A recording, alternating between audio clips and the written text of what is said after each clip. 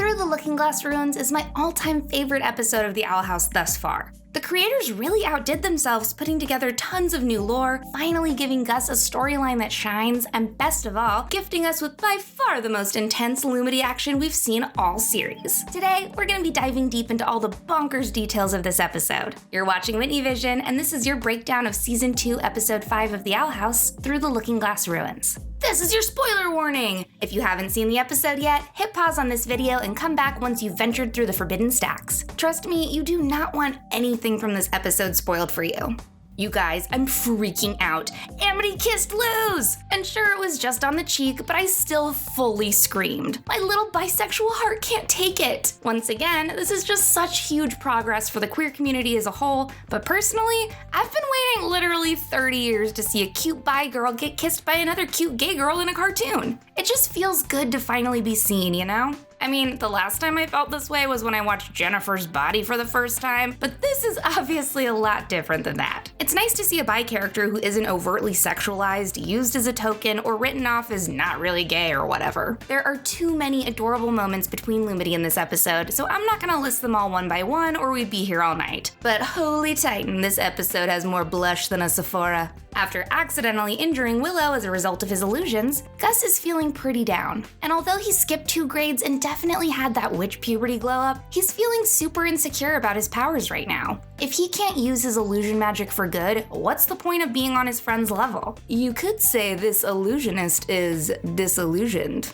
Determined to prove to himself that he belongs with other powerful witch teens, he borrows a few glyphs from Luz and decides to set off on a quest with some students from Glandis High. This is the first time we've met kids from one of the other schools face to face. We've got Angmar with a plant focus, Gavin who uses abominations, and Bria, a skilled construction coven witch. These 3 are pretty powerful young witches, and I'd say Bria's strength might even be a match for Amity's. Also, side quest, now that we've seen the Construction Coven magic in action, I've gotta say their earthbending is far and away much cooler than I was expecting it to be. I'm curious about the range of materials they can manipulate. Is any inorganic substance fair game? Obviously I want to see some metal bending, but what about crystals, marble, or plastic? Regardless, this telekinesis on top of the super strength we've seen previously made the Construction Coven drop from the bottom of my list to easily top 3. Also tagging along with the Glandis kids is Mytholomule, who turns out to be a former Glandis student himself. I knew he had transferred to Hexside, but I wasn't sure from where, so that's cool to know. Interestingly, we found out in Something Ventured, Something Framed that he was kicked out of his old school for breaking rules and getting detention too many times.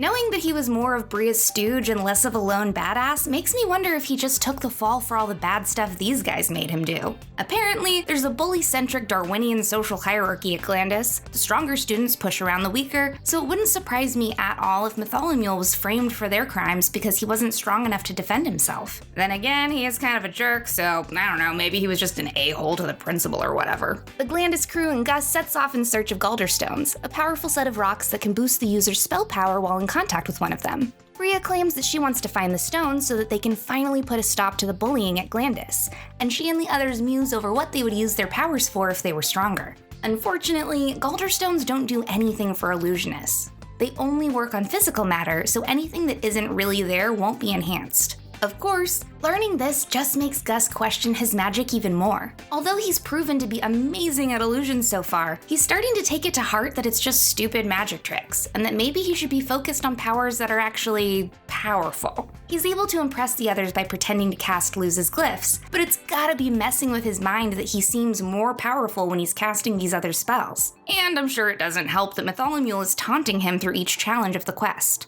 Upon arriving, Gus quickly realizes that Looking Glass Ruins aren't just ruins. It's also a cemetery for several strong illusionist witches named Mari the Phantom Bringer, Aleth the Vision Creator, Kari the Mirage Maker, and their comrades. Fun fact, these 3 were named for crew members Mari Alizor, Aleth Romanios, and Kari Cephas. Mari is a color designer for TOH, and Aleth and Kari are both prop designers. Gus forbids Bria from taking the Galderstones from them, but before she can fight back, the Keeper of the Graveyard appears. According to Gavin and Angmar, the Keeper is able to control the weather and summon ghosts, but honestly dude, his monster illusion just kinda looks like a big ol' Pokemon. Brett's calling this one Boiling Islandian Kyogre, Ghost Electric with Levitate. Gus casts himself a Ditto spell, causing the Ruins Keeper to reveal himself. He's just a cheerful old guy who's excited to meet another illusionist after all these years.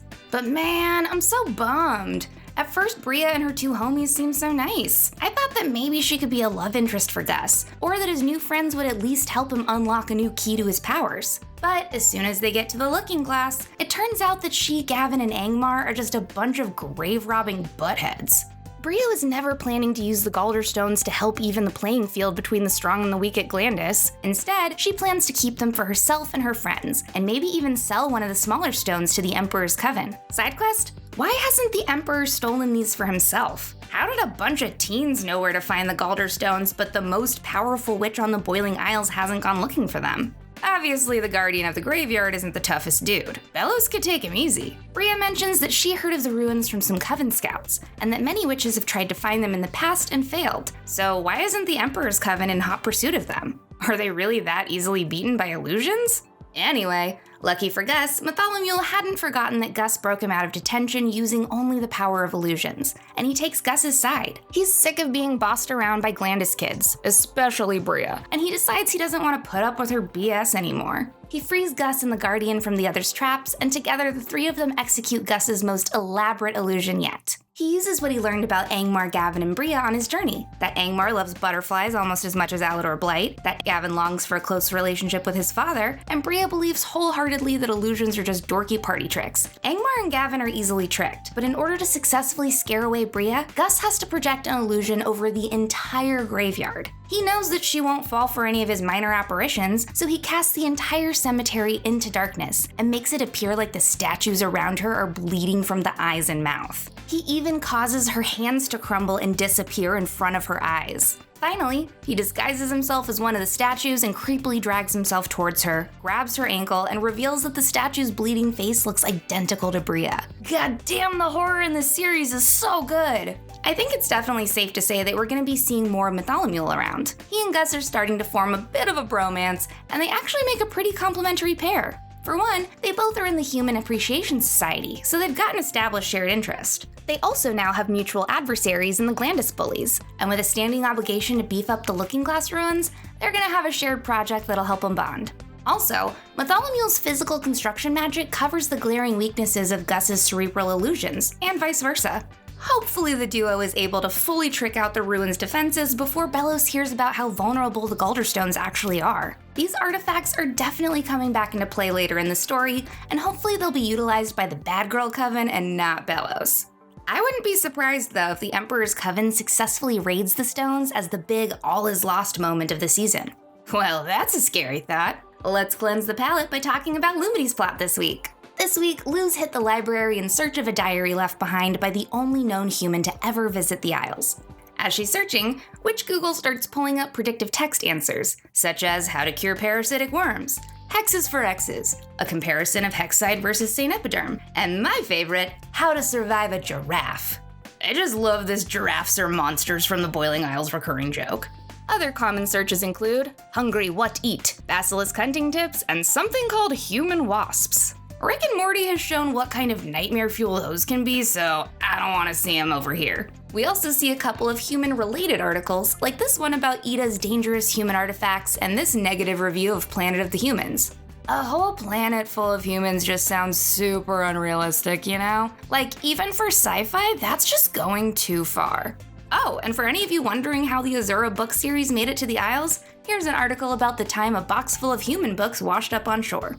Finally, Luz finds an article about the human who donated his diary to the local library in Bonesboro. His name was Philip Wittebane, and it was estimated that he arrived in the Demon Realm sometime in the 1600s. To find the diary, Luz decides to ask Amity for help, but she's caught spying on her by Edric and Emera. Let's start the blush counter! And when she asks them if they're here to pick up Amity, Emera replies that they're not, but that it seems like Luz already has it covered.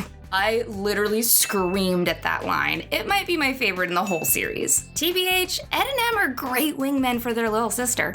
Luz recruits Amity to help her unlock the restricted section of the library using her staff access card. Amity is hesitant because she's worried about losing her job, but after seeing how important it is to Luz, she decides to go through with it. Only Malphus the Master Librarian is allowed in the Forbidden Stacks, and there's no exceptions, except for the Echo Mice that live in every corner of the library. Echo mice eat the pages of books, but when they do, they gain the ability to play back every word they just consumed. Honestly, if I had one of these, I would turn all my favorite books into movies immediately. Compared to the restriction section of the library at Hogwarts, the Forbidden Stacks are pretty cool. Inside, books are able to fly like birds, and there are glowing ghostly hands floating around. Luz easily finds Wittebone's diary in the Deadwardian-era donation section, but to her horror, one of the Echo mice has devoured all of the pages. She screams in frustration, alerting Malphus to their presence, and he promptly fires Amity for breaking his #1 rule. Although I was sure he was going to be super terrifying based on the everything about the Forbidden Stacks, he turns out to be a pretty chill dude, except for the whole firing Amity thing. She's so good at reading to kids! But she did also accidentally Thanos one of the super old books in there, so, I get it. Upset about losing her job and confused by her feelings for Luz, Amity agrees to let Emera dye her hair purple so that we could be twins. She was like, Luz makes me feel all these completely new feelings and I have no idea how to handle it, but you know what would make me feel better? Matching my favorite YouTube human Whitney. Kidding, but oh my god, I'm definitely gonna be purple-haired Amity for Halloween now. In the end, Luz is able to get Amity her job back by completing a series of moderately dangerous chores for Malphus, and in return, Amity shows her how to access her new Echo Mouse friend's eaten memories. Together, they find out that Philip Wittebane is the human who sought to create a portal in hopes of returning to the human realm after his exploration of the demon realm. He claims that he's going to recount his journey to harness the power of the Isles and create a portal back home in the pages of his diary, but the Echo Mouse's recording stops before he tells us anything further. After seeing Philip Wittebane's outline, I think we may have found our young Emperor Belos. For starters, let's look at Philip's name. Philip means horse lover, which isn't super telling on its own, but it comes from ancient Greece and is tied to the god Poseidon. Poseidon was the god king of the sea, while Belos is the king of the area within the boiling seas. As for Wittebane, Witte is a typical Dutch or German surname that means the white one, and Bane means killer or agent of death. So that can translate to either Bane of the White One or the White One who is a Bane. If you read white symbolically as goodness or purity, Belos is very much the destroyer of such things. But now that we've seen Belos' light hair, it's possible that White One is a literal description of his physical appearance behind the mask. Speaking of hair, remember that countdown image that Dana posted when there was 4 days left to the season 2 premiere? Belos' ponytail in this image looks identical to Philip's ponytail. Is Belos the human who got stuck in the demon realm all those years ago? Philip was set on harnessing the magic of the Isles to return home. Could the power he sought have corrupted and twisted his motives over time? My only concern here is that the 1600s were literally over 400 years ago. Could a human being really keep themselves alive that long with the help of magic and robotics? Last season, I talked a lot about the parallels between Emperor Belos and Voldemort, the main one being that, like Voldemort drank unicorn's blood to keep himself from dying before he returned to full power, Belos keeps chugging Palisman smoothies. Could it be for the same reason? Unicorn blood is said to keep you alive even if you're only moments away from death, so if Palisman blood operates the same way, it is possible that Belos could have kept hanging on all these years by drinking it.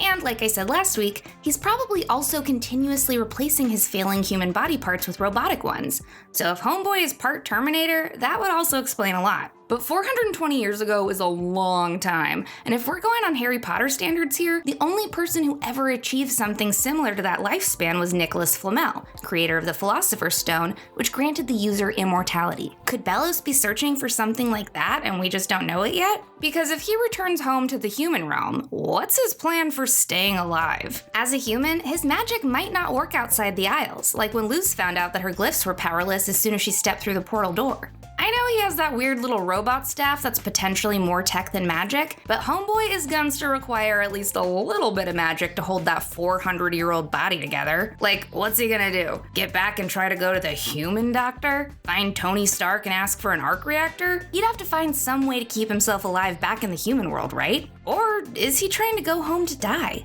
Is he actually cursed with immortality and returning home is the only way to break it? Alternatively, Philip Wittebane could be his own character, and Belos could have also read his diary just like Luz is doing now. Perhaps that's how he knew how to rebuild the portal after Luz destroyed it. We know that Ida finds the door portal because she trips over it half buried in the dirt, so I think it's possible that Philip either buried the portal before he died or left it behind when he returned to the human realm. Maybe Belos has spent years trying to find Philip's lost treasure, but couldn't because it was in the possession of the Owl Lady. If this is the case, Belos could absolutely be way younger than 400 years old. But hold on, none of that stuff is even close to the most important part of the episode, aka when Amity kisses Luz on her sweet little cheek!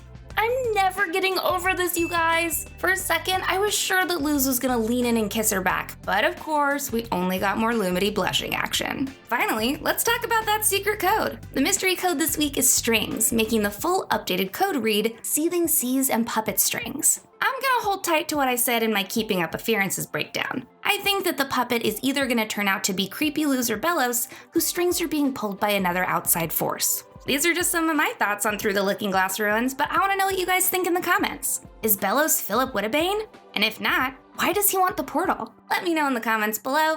Like and subscribe to WhitneyVision, and if you want to help us feed our pug, check out our Patreon in the description below. I'm Scarlet Wit, and you're watching WhitneyVision.